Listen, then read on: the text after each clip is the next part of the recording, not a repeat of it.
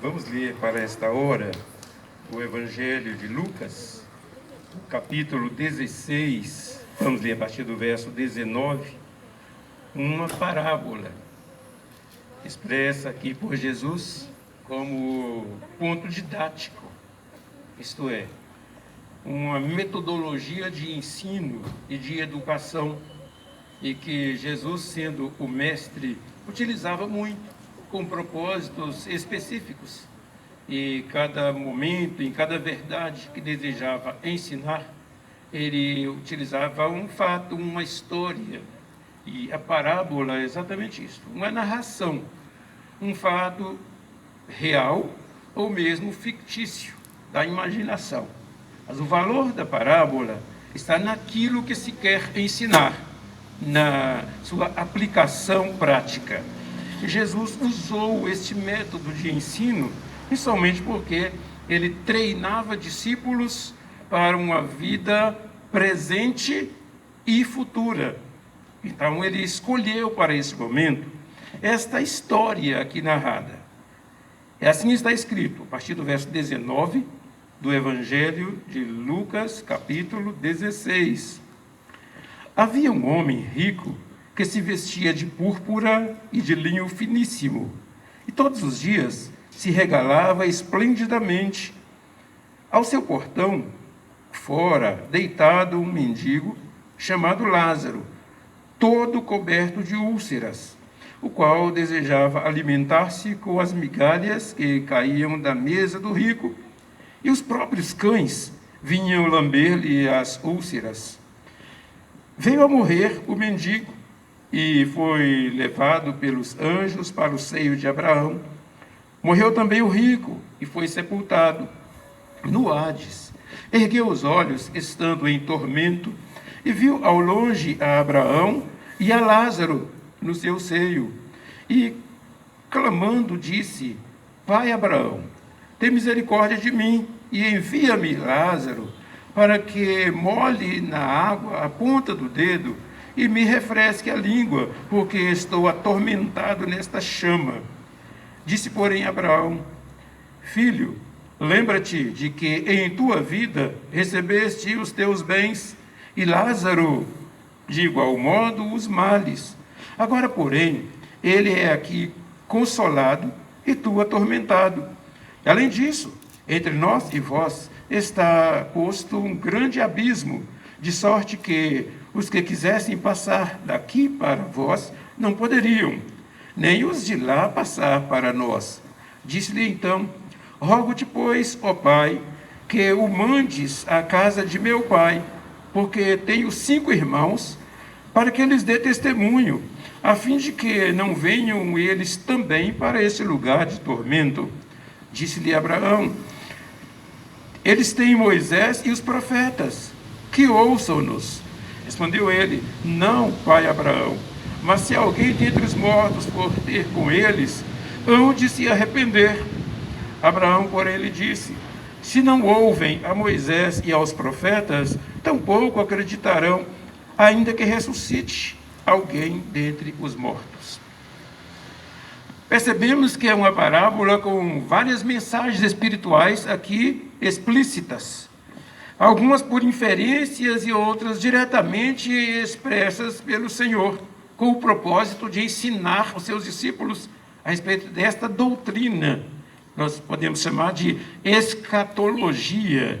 É a parte da teologia que estuda toda a matéria relacionada à consumação dos séculos, ao fim do mundo, à morte, à ressurreição, volta de Cristo. Então, essa parábola tem esse conteúdo, o que fala de morte, isto é, consumação da vida nesta existência. Apresenta aqui 2 homens, 2 figuras importantes e muito conhecidas, rico e pobre. Em toda a história humana, em todos os lugares, em todas as épocas, todas as pessoas sabem o que é um rico, o que é um pobre. O mesmo Jesus, falando a seus discípulos, ele falou certa vez: Olha, os pobres estarão com vocês sempre. Em todas as épocas existiram pobres, então qualquer pessoa sabe diferenciar entre um e outro. do que parece esta figura. Ilustrativo, muito mais ilustrativo, vamos dizer, no dualismo, mostrando que existe sempre duas linhas de raciocínio diante de todas as coisas propostas. Alguém pode ser rico, alguém pode ser pobre. De que depende isso? Olha, depende muito da sua história de família, da sua herança de família, de seu empenho em trabalhar e investir, em sua visão séria de futuro. Então, qualquer pessoa pode construir uma vida saudável, cheia de riqueza. É oportunidade dada por todos, porque foi Deus quem deu tal oportunidade. A Bíblia diz que Deus é o Senhor de todas as coisas. Ele é dono do ouro e da prata. Ele nunca daria ouro e prata para um e deixaria outro sem ouro e sem prata. Ele pôs à disposição de todos. E cada um vai conquistar segundo a sua própria história, segundo a sua própria experiência. Então, quando os pais falam para os filhos assim: filho, estude muito para que você tenha um futuro saudável. É porque os pais sabem que se o filho não estudar e não se esforçar, ele vai ser um filho pobre. Pergunta para as pessoas: você quer ser pobre? Ninguém quer ser pobre. Todo mundo quer ser rico. Mas para ser rico, tem que trabalhar muito. Tem que se esforçar muito. Preguiçoso dificilmente será rico. Então, esses dois personagens existem o tempo todo. Perguntamos para nós, cada um de nós: você é rico ou pobre? Então, a saída é dizer: eu sou rico da graça de Deus. Essa é a saída que a gente arruma, né? Mas ninguém assume: eu sou pobre, porque pesa muito dizer eu sou pobre. A gente prefere desviar e falar: eu sou rico da graça de Deus. Porque a riqueza também não está relacionada ao volume de bens que a pessoa acumulou. Está relacionada à capacidade administrativa da pessoa, tendo muito ou pouco. É assim que se constrói uma riqueza, com boa administração. De nada adianta ganhar muito dinheiro e não saber administrar o que se ganhou. Então, existem pessoas que são pobres e têm muita coisa. Existem pessoas que são ricas e têm pouca coisa. Então, é um aparente paradoxo que nos acompanha na história. Mas aqui temos duas pessoas. Sabe a questão principal aqui? É que a notícia que temos é que os dois morreram. E os dois compareceram perante Deus. O que isso nos ensina? Todo mundo morre. Não importa se tem muito dinheiro ou pouco. Mais cedo ou mais tarde, todos vão para o mesmo caminho, a sepultura. Tem como escapar? Não. Pode ter muitos bens, muitas propriedades, vai morrer. Ou pode ser que não tenha nada, também vai morrer. Como morre o rico, assim também morre o pobre. Vamos percebendo as verdades expressas aqui? Então, vamos perceber. Mas a questão é: qual foi o destino dessas duas peças? Vamos pensar na vida que eles levavam. Aqui somos informados que o homem rico vivia bem, esplendidamente, significa aproveitava muito bem as riquezas que possuía. Ele se alegrava, ele se divertia, ele tinha tudo o que necessitava. Ele poderia viajar por onde quisesse. Então ele aproveitava muito bem a sua riqueza. Mas quanto ao pobre, a parábola declara que ele estava muito na calçada, à beira da porta daquele homem rico. Ele não tinha dinheiro para viajar. Aliás, não tinha nem o que comer. Diz a Bíblia que ele jazia à porta daquele homem rico, esperando que lhe sobrasse alguma coisa para ele comer. Essa era a sua expectativa. Ele não tinha um trabalho que ele pudesse garantir o seu sustento naturalmente. Ele ficava ali a esmolar, ou a esperar que lhe fosse dado alguma coisa. A Bíblia não diz que o rico lhe negava tal coisa. Certamente lhe dava. Então, percebemos que esse homem rico possivelmente tinha também um bom coração. E ele dava comida, porque se aquele homem estava ali à porta, é porque ele recebia comida ali. O detalhe importante é que ele era muito doente, cheio de chagas, e até com certa dificuldade, porque os cães vinham lamber-lhe as chagas. Então ele vivia uma situação muito precária à porta daquele homem que vivia luxuosamente. A informação que temos é que os dois morreram, mas um foi para o céu E o outro foi para o inferno, chamado aqui de Hades. O termo Hades significa sepultura, declarando que morreu. Está em estado de Hades. É a situação do corpo, ou da alma fora do corpo. O corpo na terra sepultado e a alma, ou o espírito, no paraíso, indo à presença de Deus. Porém, isto é definitivamente para aquele que se tornou discípulo de Jesus. Esta é a diferença. Aquele homem pobre, padecendo necessidades, era um homem temente a Deus. Era um discípulo de Jesus. Era alguém que havia aceitado o propósito de Deus através de Jesus. Por isto, ele foi para um lugar de conforto, de alegria e de paz.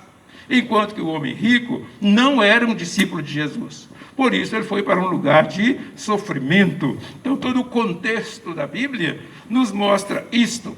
Desta maneira, lá estando, foi dito: aquele homem doente, pobre, cheio de chagas, agora estava com vestes novas, cheio de saúde e de alegria. Todos os bens que ele não possuiu na terra, agora ele tinha no céu. Enquanto que o rico foi o contrário. Toda a riqueza que ele possuía na terra, no céu ele não possuía mais. Ele se viu perdido, atormentado. Fica aqui por inferência que o lugar que ele estava era um lugar de tormento, era um lugar de sofrimento. E ele percebeu que não havia saída para ele. Estava definitivamente perdido. Ele pediu que, se fosse possível, pelo menos um pouco de água para aliviar-lhe o tormento. Não foi possível. Havia uma separação definitiva. É quando ele se lembra de seus familiares. Quem sabe, para eles, há uma oportunidade. Sim, há oportunidade, porque a história pode ser mudada enquanto se está vivo. Depois de morto não tem mais jeito. E ele pede por eles, como se fosse possível. Muita gente pensa que quem já morreu pode interceder pelos vivos. Fica bem claro que não. A Bíblia declara que, uma vez selado o destino, está selado. E não há mais comunicação com a terra. Mas esta parábola é um fato fictício, que abre um diálogo figurado para ensinar uma realidade espiritual. Fato que foi dito: olha, aqueles que estão na terra têm a lei, têm os profetas, têm a palavra de Deus. Eles precisam ouvir a palavra de Deus enquanto há tempo. Porque mesmo que um morto volte para dizer o que tem depois, ele não vai acreditar. A dificuldade que tem para acreditar na palavra de Deus, na Bíblia, permanece. Ainda que apareça um morto ou mesmo um anjo para dizer alguma coisa a respeito. Então, são verdades que a Bíblia traz nesse ponto, que nos desafia a compreender o plano de Deus para a humanidade. E fica então definido: aquele que morreu separado de Deus, permanecerá na eternidade separado de Deus. Aquele que tornou-se um discípulo de Jesus, abriu um relacionamento pessoal com Deus, com Jesus, ao morrer, continuará esse relacionamento pela eternidade. É definitivo e é decisivo que cada um precisa tomar sua própria decisão, fazer sua própria escolha enquanto é possível. Depois pode ser muito tarde. Isso não é determinado pela caridade que alguém possa ter. Dar esmolas, fazer visitas, são obras de caridade. A Bíblia diz que ninguém pode ser salvo por obras de justiça ou obras de caridade. É pela graça, Efésios 2:8. É pela graça que é possível alguém se salvar. Pela fé em Cristo, que foi sacrifício vivo para a remissão dos pecados, para garantir vida eterna de uma vez para sempre. Então não é por obras de caridade que alguém se salva, é por Jesus. E a decisão tem que ser definitiva. Não se pode voltar atrás. Seguir a Jesus para sempre, 100%, não mais ou menos. Ser religioso é muito fácil, toda e qualquer pessoa pode, mas ser discípulo de Jesus é somente para quem nasceu de novo, que assim travará um relacionamento pessoal com Deus e viverá para Ele com garantia de vida eterna. Definido, A condição econômica de vida de cada um não determina nada. O que determina é a decisão tomada em relação a Jesus. Obras de justiça ou caridade também não determinam nada. O que determina é o nascer de novo, é ter um relacionamento pessoal com Jesus. Também é importante, independente das circunstâncias, dos sofrimentos, das lágrimas do dia a dia, manter um relacionamento constante com o Senhor. É perseverar nisto. Continuar servindo a Deus de todo o coração. E não circunstancialmente. Não temos que olhar circunstâncias.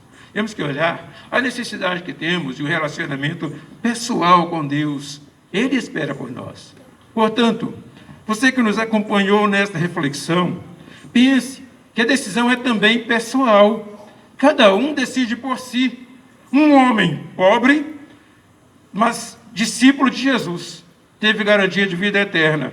Um homem rico, sem compromisso com Jesus, teve declarado a sua perdição. Isso é uma parábola, mas é uma verdade para nós hoje. E o que você diz? Se fosse hoje, o último dia da sua existência, se você tivesse que comparecer perante Deus hoje, qual seria o seu destino? Só Jesus pode lhe garantir vida eterna. Então abra o seu coração. Assuma o compromisso com o Senhor hoje. Não é simplesmente ser religioso ou cristão. É ser discípulo de Jesus e servi-lo fielmente. Está disposto a fazer isso? Quer fazer hoje a sua decisão? Faça isto. E assim você garante em vida a sua garantia de viver com Deus pela eternidade. Vamos orar ao nosso Deus. Abra o seu coração. Decida hoje seguir a Jesus de todo o coração. Ele espera por você. Ele está interessado em sua vida e Ele quer guiar os seus passos. Oremos. Ó Deus, eterno e amado Pai, estamos felizes por esta experiência de servir ao Senhor como discípulo de Jesus. Foi a Tua misericórdia que nos alcançou e nós somos gratos.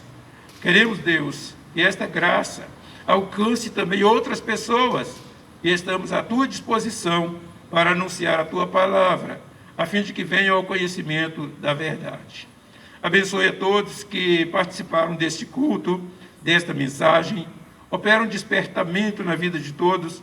Se há alguém desanimado, abatido ou sem compromisso com o Senhor, que sejam despertados nisto, a fim de seguir a partir de hoje a verdade da Tua palavra. Nós oramos com ações de graças, Deus. Em nome de Jesus. Amém, Senhor.